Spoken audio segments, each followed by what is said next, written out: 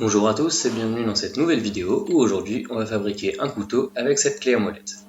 Donc c'est une clé que j'ai achetée sur un vide-grenier qui est de la marque Fairmount fabriquée aux États-Unis. Donc là vous pouvez le voir. Et donc après avoir testé en fait les étincelles que produit cette clé, je suis sûr et certain que c'est bien de l'acier carbone. Donc je ne vais pas perdre mon temps en travaillant ça. J'ai réglé la prise de la clé de façon à ce que ce soit assez ergonomique. Je peux mettre 2 doigts dans les mâchoires et 2 doigts par-dessus. Mais il va falloir souder tout ça pour éviter que cette prise bouge.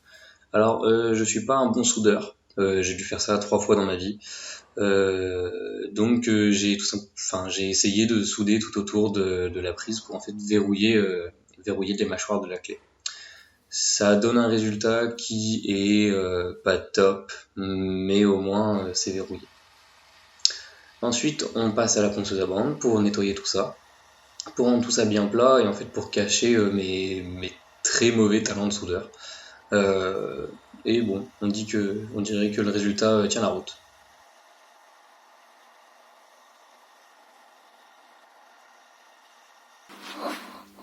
Donc voilà où on en est, le résultat est pas très propre, mais au moins c'est à peu près ergonomique. Il faut quand même qu'on s'attaque à ça à la main pour pouvoir créer une encoche pour le doigt. Ensuite, je vais me servir de ma toute nouvelle enclume et de mes piètres talents de forgeron pour en fait aplatir le reste de la clé et pouvoir faire un couteau avec tout ça.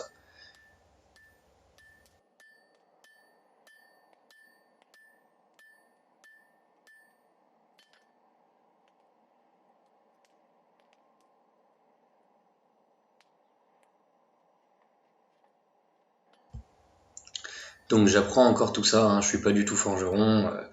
Là, j'essaie juste de faire en sorte d'avoir une barre d'acier suffisamment plate pour pouvoir faire un couteau. Je vous ai pas montré toutes les chauves parce qu'en fait c'était un petit peu long. Je vous ai montré juste ce qui pouvait être un petit peu intéressant, là où ça bougeait le plus. Un petit point à noter, c'est que ma soudure a pété à force de taper un peu comme un malade un peu partout. Donc j'ai retapé sur les mâchoires en fait pour verrouiller mécaniquement cette fois-ci la prise de la pince.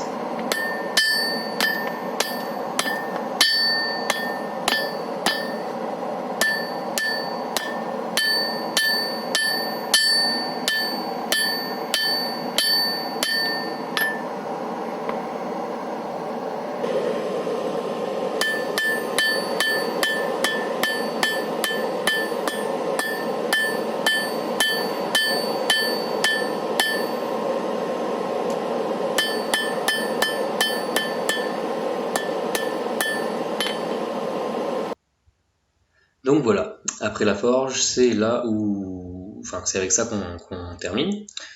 Donc, bah, écoutez, ma prise n'a pas vraiment bougé, donc je vais quand même pouvoir continuer à faire un couteau avec tout ça. Donc, je m'attaque d'abord au creux qu'il y avait entre le début de ma lame et mon manche. Donc, c'est là où je vais pouvoir caler un doigt. Donc, je fais la majorité du travail à la lime ici parce que c'est ce qui va le plus vite, et étant donné que je peux pas attaquer ça avec des outils électriques, autant faire ça à la main. Là, je teste en fait si c'est pas douloureux, si c'est pas inconfortable, et surprenamment, non, en fait, ça va, c'est pas si mal.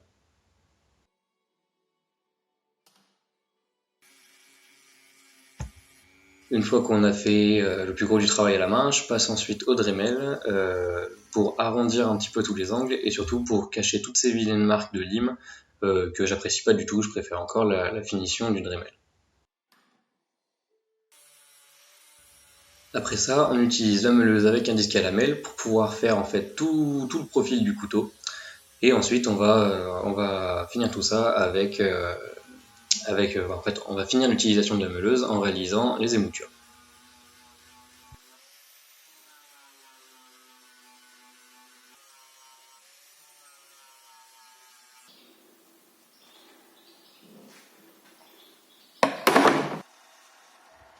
La ponceuse nous permet de nettoyer toutes les marques de la forge qui sont indésirables, de corriger notre profil qui était encore un petit peu aléatoire après la meuleuse, et surtout d'aplatir tous nos tranchants, enfin nos émoutures, pour avoir un résultat beaucoup plus propre.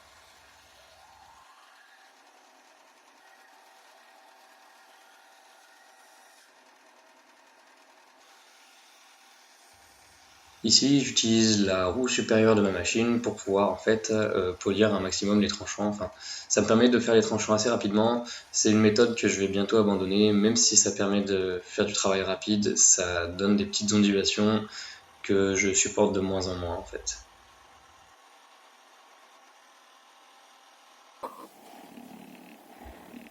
Donc voilà où on en est juste avant la trempe. C'est un couteau qui promet d'être assez original.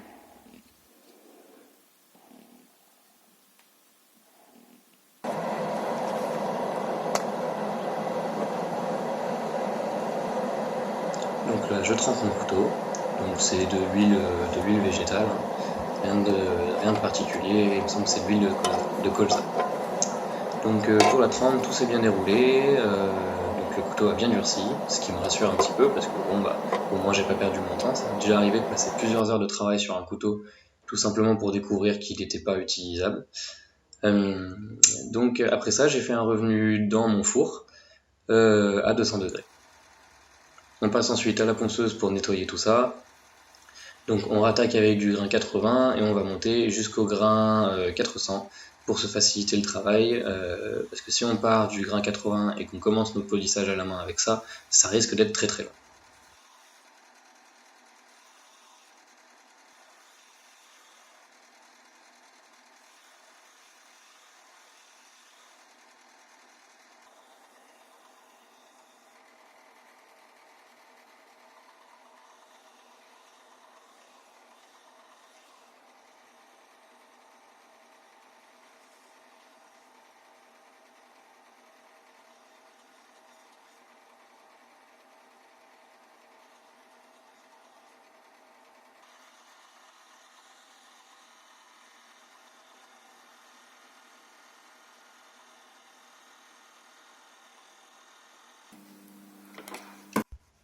Vient ensuite le fameux polissage à la main. Donc j'ai commencé avec du grain 240, donc en faisant un tiré de long sur mes deux côtés. Ça donne une finition satin qui n'est pas désagréable, mais en fait je voulais pousser le contraste beaucoup plus loin. Et en fait faire un poli miroir qui allait vraiment s'opposer au côté brut de forge de la lame. Donc je me suis pas arrêté au 240, je suis monté jusqu'au grain 5000.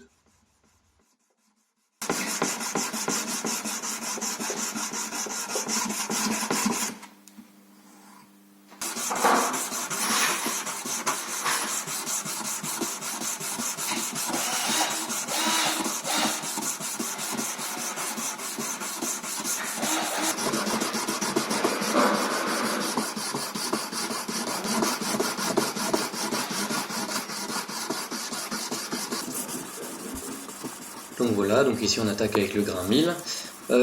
C'est à ce grain là qu'on commence à avoir un semblant de polissage miroir. À mon sens c'est pas suffisant, c'est pas satisfaisant, mais pour ceux qui ont des moyens limités, si vous passez au grain 1000 puis à la frotte, ça vous donnera quelque chose d'à peu près miroir, on va dire. Moi je monte jusqu'au grain 5000 parce que même sans l'utilisation de la frotte, on a déjà un poli qui est miroir.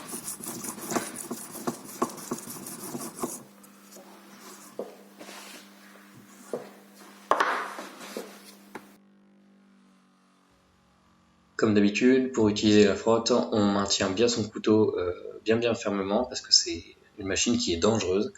On fait des mouvements lents, contrôlés, en faisant bien attention à surtout pas faire toucher le tranchant du couteau contre la frotte en fait. Il faut pas que votre tranchant se prenne dedans. Donc faites attention, surtout si vous faites ça avec le tranchant relevé comme je le fais là.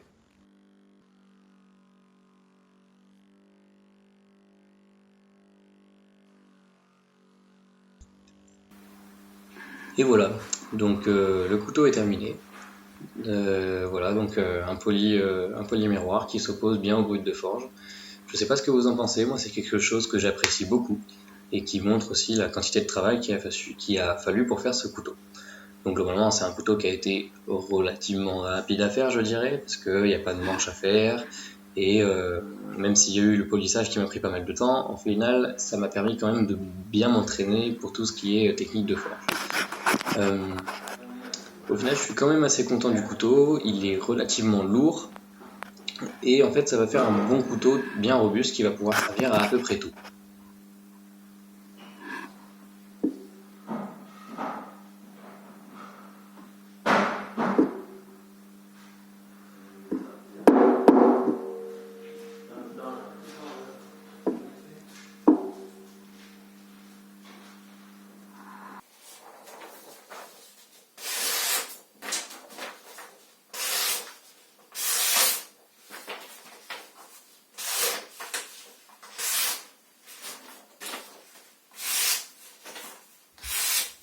Bon bah voilà, comme vous pouvez le voir, hein, un couteau qui est fait avec de l'acier de bonne qualité, je pense, donc qui coupe sans problème, avec qui permet de se raser, hein, sans souci.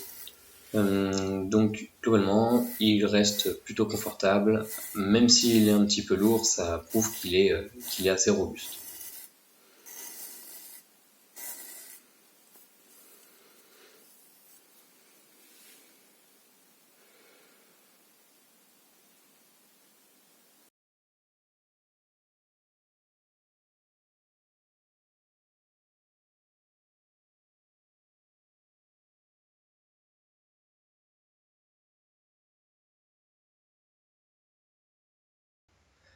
Voilà, donc c'est tout pour cette vidéo, je vous laisse avec les photos de la fin.